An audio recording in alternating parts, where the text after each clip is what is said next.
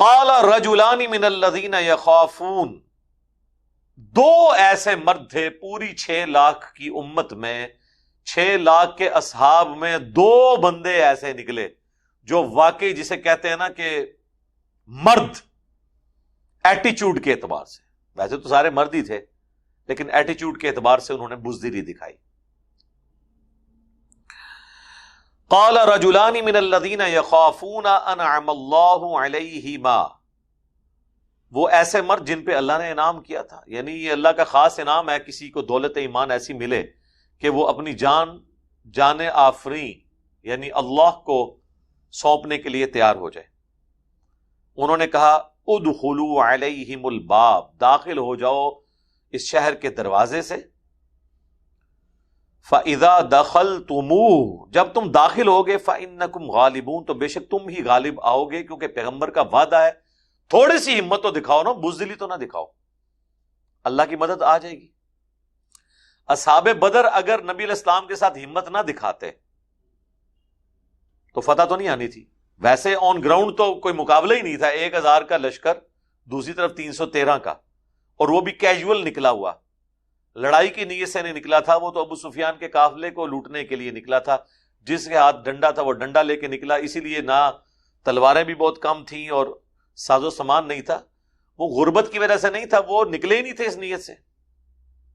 لیکن اللہ تعالیٰ فرماتا ہے ہم اسے یوم الفرقان بنانا چاہتے تھے سورۃ الانفال میں، چونکہ ابو جہل نے کہا تھا یہ حق اور باطل کی فیصلے کا دن ہے، ہار یا جیت کا، یوم الفرقان ہے.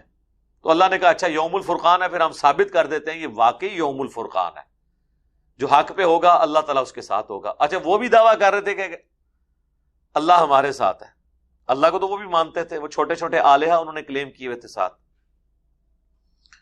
تو اب یہ جو اہل ایمان جو 2 پکے تھے، یہ کون سے تھے؟ حضرت ہارون علیہ السلام جو حضرت موسیٰ کے بھائی بھی تھے اور پیغمبر بھی، اور دوسرے یوشع ابن نون جو حضرت موسیٰ کے پھر خلیفہ اول بھی بنے اور پیغمبر بھی بعد میں بنے، کیونکہ حضرت ہارون علیہ السلام حضرت موسیٰ کی زندگی میں فوت ہو گئے تھے. تو حضرت موسیٰ کے خلیفہ اور پیغمبر حضرت یوشع ابن نون، جوشوا انگلش میں کہتے ہیں. بخاری مسلم میں حدیث ہے کہ بنی اسرائیل کی جو حکومت ہے وہ ان کے پیغمبروں کے ہاتھ میں ہوا کرتی تھی. تو ایک پیغمبر فوت ہونے سے پہلے اپنا خلیفہ دوسرے پیغمبر کو بنا کے جاتا تھا، اور آلموسٹ 1400 سال تک ان کی چین ٹوٹی نہیں ہے. ایک پیغمبر فوت ہوتا تھا، فوت ہونے سے پہلے نیکسٹ کو وہ، اس لیے پیغمبروں کے اعتبار سے کوئی ان میں اختلاف نہیں آتا تھا، لیڈر ایک ہی ہوتا تھا. تو وہ 2 اہل ایمان کامل الایمان، انہوں نے کہا کہ داخل ہو جاؤ تم ہی غالب ہوگے.